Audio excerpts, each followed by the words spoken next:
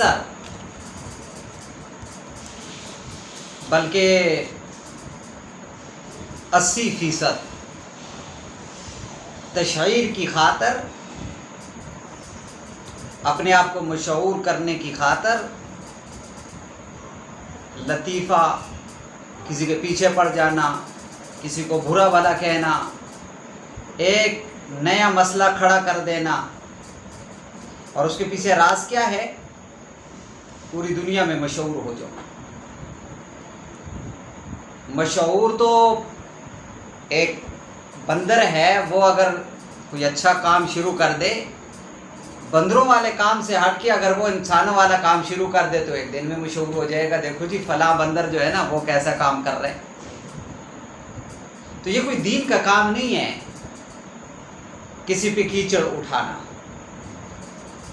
سیدھے دین کی طرف راغب کرنے والے، دعوت الی الحق، دعوت الی اللہ، دعوت الی القرآن دینے والے کم، اور لوگوں کو اپنی طرف مائل کرنے والے، اپنی طرف راغب کرنے والے، اپنے آپ کو پوری دنیا میں مشہور کرنے والے زیادہ۔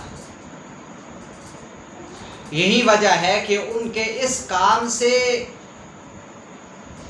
کوئی عوام کو، جاہلوں کو، عام لوگوں کو، ناواقف لوگوں کو فائدہ نہیں ہوتا، سوائے اس کے کہ پہچانتے ہیں جی فلاں سرکار ایسی ہے بس۔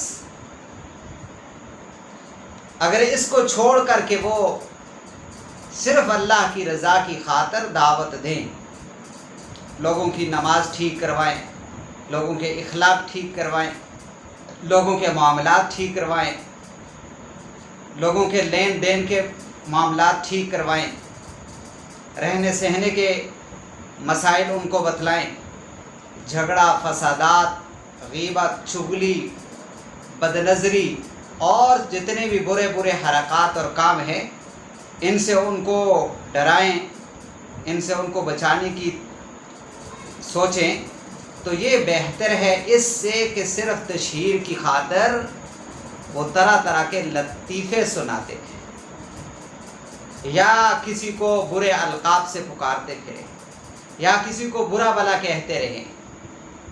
یہ نہ تو دین ہے، نہ دین کا کام ہے، اور نہ کوئی ثواب کی بات ہے۔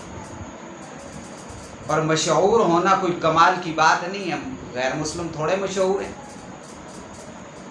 جو چیز نئی مارکیٹ میں آتی ہے، عجوبہ سا ہوتی ہے، وہ مشہور ہو جاتی ہے۔ تو مشہور ہونے کے لیے کام نہیں کرنا چاہیے، بلکہ کام کس کے لیے ہو؟ اللہ جل جلالہ کی رضا کے لیے۔ کتنے سارے لوگ ہیں بچارے کہ صحیح طریقے سے نماز پڑھنی نہیں آتی، سنت کے مطابق نماز پڑھنی نہیں آتی، سنت کے مطابق وضو کرنا نہیں آتا، سنت کے مطابق غسل کرنا نہیں آتا، سنت کے مطابق لباس بنوانا نہیں آتا۔ یہ نبی علیہ السلام کو اللہ جل جلالہ نے اس امت کے لیے، انسانیت کے لیے نمونہ بنا کے بھیجے ہیں، اور نمونہ تب ہوگا جب رسول اللہ صلی اللہ علیہ وسلم کا اٹھنا، بیٹھنا، سونا، کھانا، پینا یہ ساری امت کے علم میں ہوگا، عمل آسان ہوگا۔ لیکن اگر کسی کے علم میں نہیں ہے کہ آپ علیہ السلام چلتے کیسے تھے، گفتگو کا انداز کیسے تھا، پیغمبر دو عالم صلی اللہ علیہ وسلم مجالس میں کیسے آنا جانا ہوتا تھا، آپ علیہ السلام نماز کیسے پڑھتے تھے، وضو کیسے فرمایا کرتے تھے، فیصلے کیسے فرمایا کرتے تھے، تو دوسرا آدمی کیسے کرے گا جب ان چیزوں سے ناواقف ہوگا۔ اس لیے ایک ہی گزارش، اپنے آپ کو مشہور کرنے کی خاطر اللہ جل جلالہ کو راضی کرنے کی سوچنا، اسی میں کامیابی ہے۔